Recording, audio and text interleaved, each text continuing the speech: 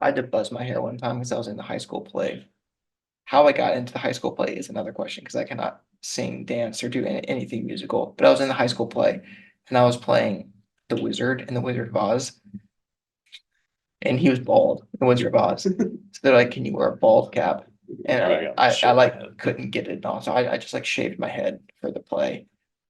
It was a weird look, man. Yeah. I I gotta used to freak do myself like out. buzz cuts in college just because I didn't want to spend money on a haircut. You just do it yourself. Yeah. Yeah. But then I'd have somebody like trim my back of my neck or something like that. Mm-hmm. Yeah. All right. Podcast number 900 and something. Go. Go. Hey everyone, welcome to this week's podcast. David and I here on Thursday, March 14th. I think we have enough stuff to talk about for the week. We were kind of rattling back and forth. Not too many things have changed, but I think there's enough action to listen. There's almost a little, but it's like a few little things, Yeah. more or less. Nothing that's really thematically changed or Yeah. wholesale like, oh my goodness, this is Yeah. what transpired over this past week. And 2/3 of the people just not listening right now.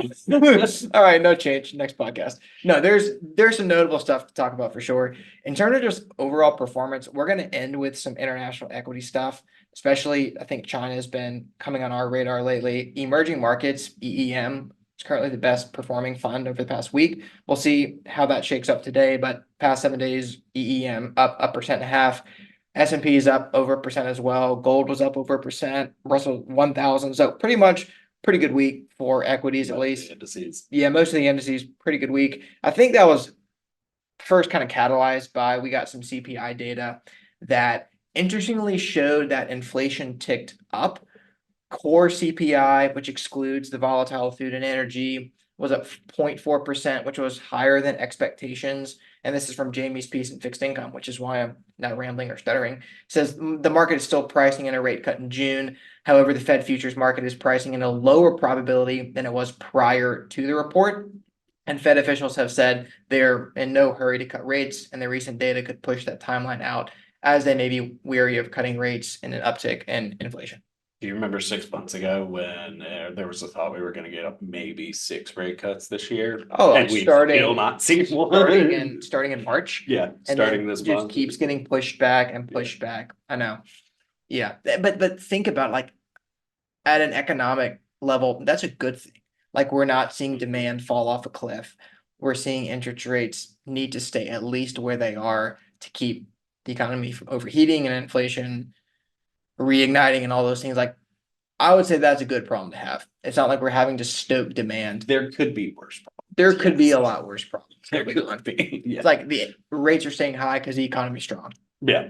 Well, and I mean, with today's action, looking at the US 10-year yield index, TNX, that reverses back indexes to 42.5 or 4.25%. Mhm. But that's also something where we've seen a pretty nice sort of bottom put in there, near-term bottom, at least some support developed, and at least at this point, the direction of rates near term seems higher. Yeah. So I mean, it is maybe more that we're gonna see higher for longer. And I Mhm. think at this point, like JB's piece said, yeah, there's still a thought that it might be June, but I don't think it wouldn't surprise me if they did. Yeah.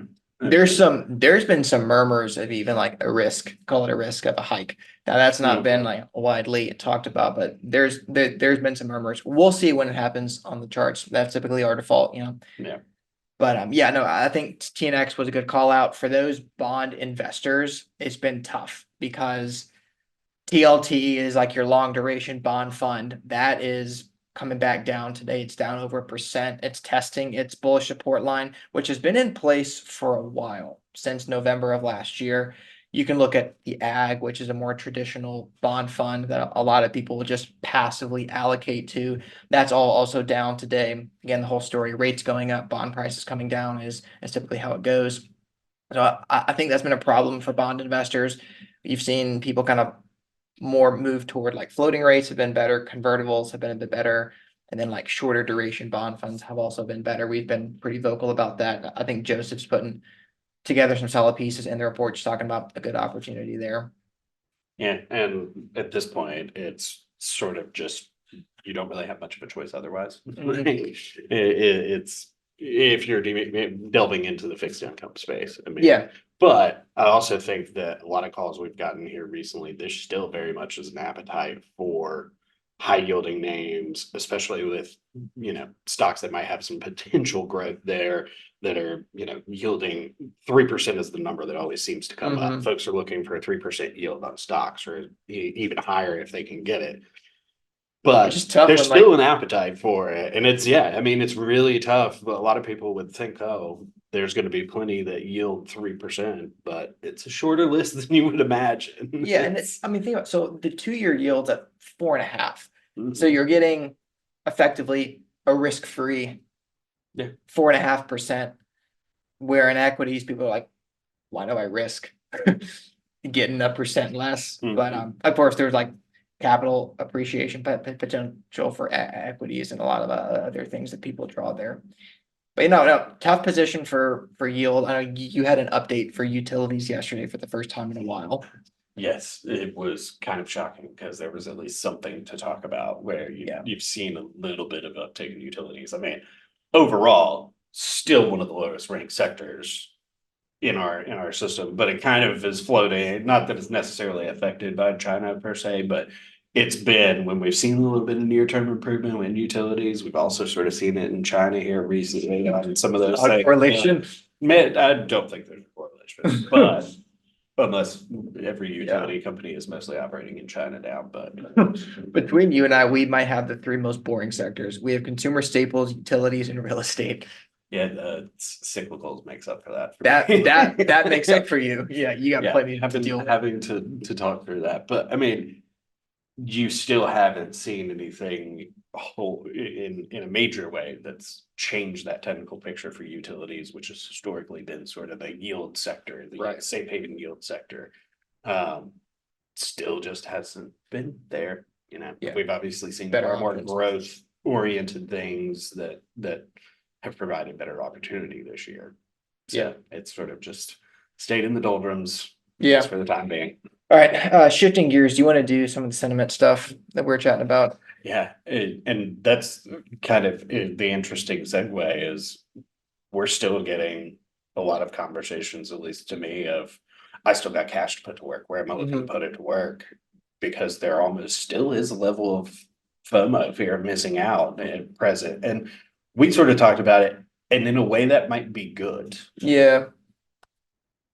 Just because if there's still a desire to want to be shifting money back into equities and help the market at this point continue to sustain its rally, there's an appetite for it. Now, is FOMO good? Question mark. Yes.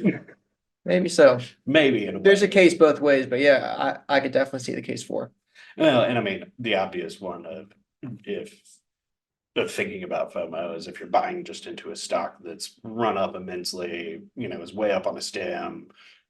Generally speaking, in most environments, wouldn't look to pick it up, but for whatever reason, you have that fear of missing out. That's the negative one. But I think in some cases, folks that have been a little more, I guess, the best word I can think of is targeted with where they're trying to get their exposure. Yeah. And not so much like, oh, I've got to push all the chips back on the table. They've sort of just looked for their opportunities where they could add. Because in 2024, I mean, there's only been a handful so far that you've gotten enough pullbacks to really take an opportunity. That reminds me, I think, so Jamie's writing a piece today for the report. So this is, again, Thursday.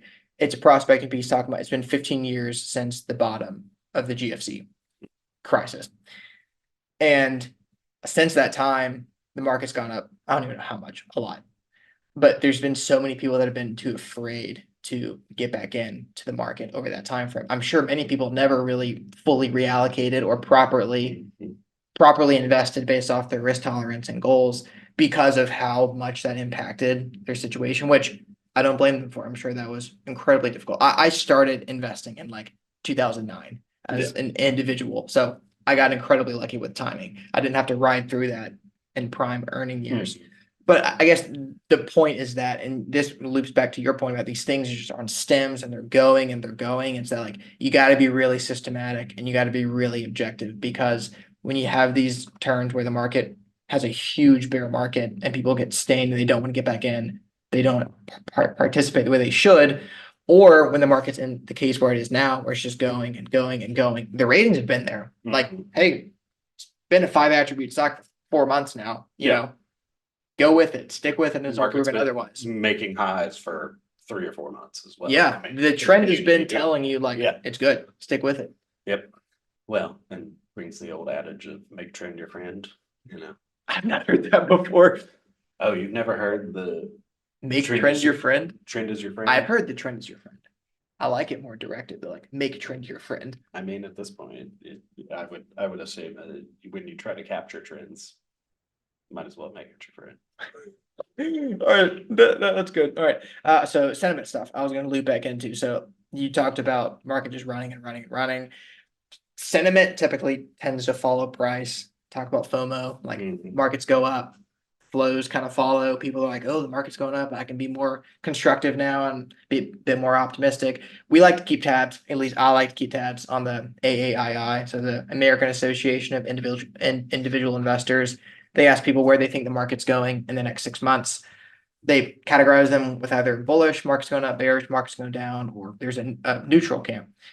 The most recent survey, which came out today before we started recording, 46% of people think the market's going up in the next 6 months, according to their members that they survey.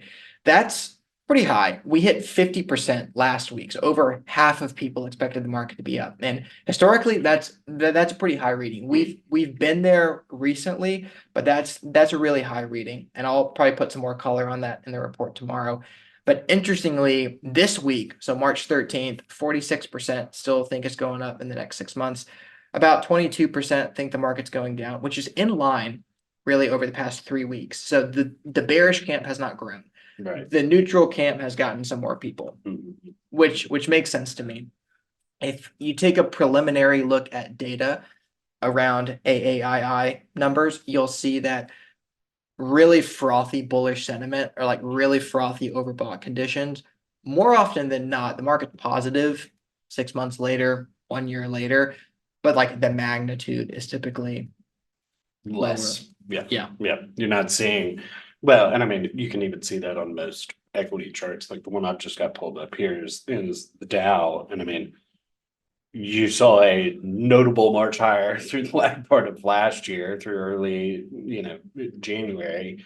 And then we've sort of started to consolidate here. And I think that's been a story for not only, I mean, a lot of the indices, but we're starting to see that with some stocks. I mean, unless it's other than probably Nvidia, but yeah, you're starting to see that with some other stocks as well. That, all right, they might have just given their first sell signal for the first time in 4 months, but I mean, in that case, the first sell signal and what's been a pretty strong uptrend isn't really something we're overtly concerned about, but it definitely has probably raised some eyebrows here of people thinking, oh, well, maybe it's finally losing its steam.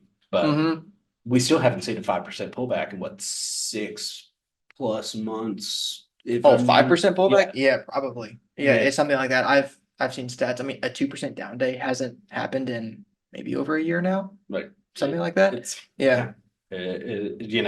I think when we now are seeing sort of these phases of somewhat consolidation, people are taking that as, oh, it may be ending, where more often than not, when you get type of a consolidation and what's a strong uptrend, that's just It's good. building something for the potential next leg higher. Yeah. I always circle back to the analogy of a sprinter or a swimmer. Either works. In the case of a sprinter, they sprint a 100-yard dash. They rest after for a bit. They stay stagnant. And then they can recharge and sprint again another 100 yards. Or a swimmer holding their breath to swim for a lap in the pool. They come up to take a breath. Same thing with the market on these huge stems. All right. What's left? International. Yeah. You start here. The most intriguing probably development over this past week is where we've seen emerging markets, like you mentioned early on, be among the best performing areas of the market over the past Mhm. week. And even looking at EEM over the past week, we've seen it continue higher to that 41 level. At this point, not quite to the extent that we've seen it move into what we would call acceptable territory with a fund score of 2.5 still. So Yeah. still a developing story, but much of that is we've seen a pretty nice perk up out of China. And one that we mentioned earlier, I believe, was Yeah. the First Trust China Alpha Index Fund, FCA. I mean, that moved back into a positive trend this week. And while many Chinese funds still technically probably are in negative trends, at least seeing one of them do it after Yep. having been in a negative trend for 2+ years Yeah. is not something to ignore at all. Yeah. I mean, remember you like leaned over to my desk. You're like, hey man, check out FCA. And I look, FCA, yeah, FCA. I'm like, wow, that's notable. And it's June of 2020 was the last time it re-entered a positive trend. So the last time it broke through that bearish resistance line. So it's been a while since we've seen this. well, and worth sort of brief mention is the fact that right now for FCA, that market RS chart has been in the column of X's since the latter part of February. So, I mean, again, near-term development, it's Yeah. not something where I think we're at this point calling China is putting its bottom and is coming Yeah. back. Because Yeah. I mean, by the time anyone probably would think that, it will pull back. Yeah. And as negate it. And as like a trend following and momentum shop as we are, we're going to be late to the party on something coming up. We're going to be people that want to see the follow through, want to see the confirmation. We're not hunting for value and something like, oh, this is at a major bottom, like we're going to take it. That's typically not where we sit. So, like you said, we need to see some further confirmation for FCA. I think a fund score above 3 would be Would a help. pretty clear line to help. Another one that I like to look at in the China space is FXI. That's a more, I think, maybe widely followed one. It's the iShares China Large Cap ETF. It's got a much worse fund score. It's got a 0.4 right now, but just highlighting the area at $21. That's been a multi-year area of support that we cleanly bounced off of in January of this year. Nice little higher bottom and buy signal. We'll see if it sticks. October, we saw kind of a run up to the early 30s, came crashing back down. Just something to monitor. You're seeing some parallel improvement across the board in China. Well, and I mean, it sort of helps the overall just international asset class. I mean, because so many funds, especially within the emerging market space, have a lot of Chinese exposure. Yeah. Like, Yeah.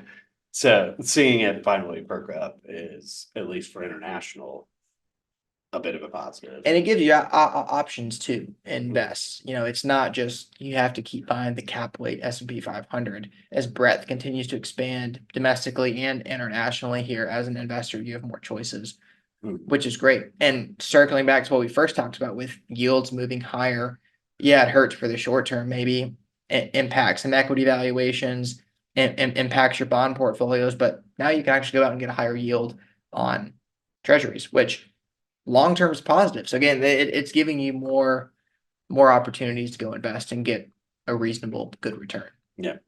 And still for us, leadership is in that developed space, but in looking at EFA, we saw it move above 79. I believe it was early last week when it did that. But I mean, that's putting it near the top of the trading band. And I can't readily recall off the top of my head the last time we've seen EFA over or near 100% overbought. Yeah, I'm looking at that chart now. Let's see how quickly it loads. Office Wi-Fi. Not bad. All right, yeah, so let's see. It was December of 22, or November of 22 was the last time you saw that this extended. So yeah, that's going to watch. Looks like you got some major resistance at 82 for EFA. Yeah, the 82 is a level that was visited 3 times in 2021. Ultimately got rejected every one of them in June, September, and then November. And that's really when we started to see those lower tops come into play. Yeah. And this fund is not above its all-time the all-time highs in 07. That is shocking to me. EFA's not gotten above its all-time high since 07. That was sort of the wrap up of international being the head honcho as far as the Yeah. asset classes go at that time. Yeah. Dang. All right. You got anything else for the people? Not today. I feel like we're going to end up keeping this fairly short, but it still was information packed just because there's a lot of little things to continue to monitor. It's not any, like, as we mentioned to begin with, there's not any huge, massive thematic changes. But there's a lot of little things that went on this week or continue to go on that sort of we have to keep watching. We got to keep monitoring. I mean, rates obviously is the biggest thing in the forefront of everyone's minds, but and this week having CPI and PPI a little bit higher than anticipated probably is making people put a little bit of pause on some thoughts that they might have. Yeah. Well, sometimes no action is the best action. Complexity is alluring. Just doing simple things, sticking with the trend is where it's at. All right, that's all we got. I'm gonna go heat up my hot pocket for lunch. Appreciate everybody listening to the podcast. We'll be on next week.